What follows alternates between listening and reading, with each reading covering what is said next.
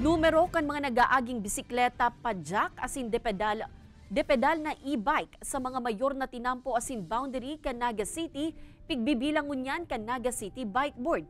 Ang obheto kan lakdang na ini tinutukan ni Jessica Kalinog.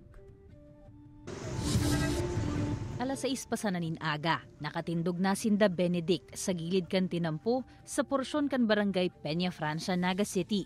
Sa indang pigbibilang ang mga nagaagidigding bisikleta, padjak, asin e-bike na depedal. Pag-aral po pa lang kaning oras, kadakol po pa nag-aaraging mga bike. Tapos kadaklan po, mga lalaki po nag-aaragi pong nakabaray. Tapos ang iba po, mara yung helmet.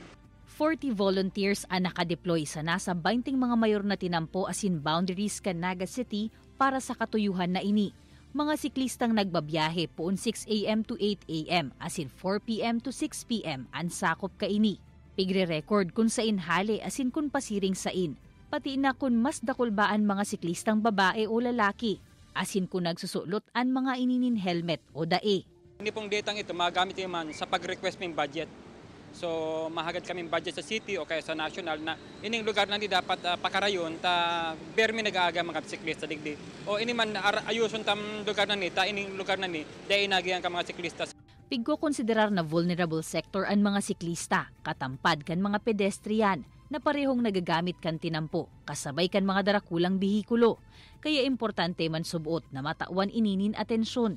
Itong mga dudumanan mo, dapat igawang bike parking and igawang mga bike repair station, tapos itong mga mga bulusan, so itong shower rooms. So kasi iyan ang mas maing ganyan kaya ang mga active transport users na magbike. Taon-taon na pigigibo ang bilang siklista na inisyatibo kan Mobility Awards. Saro sa mga obheto ka ini, iyon na maaraman man ang mga naiengkwentrong problema kan mga siklista sa sarong lugar. Siring man na mahanapan ini nin magkakanigong solusyon. Sa tabang ka natitipo na datos, naaaraman man kung arin dapat ang iprioridad. Kaibanan si Carlo Abonita, Jessica Kalinog, Balitang Bicolandia.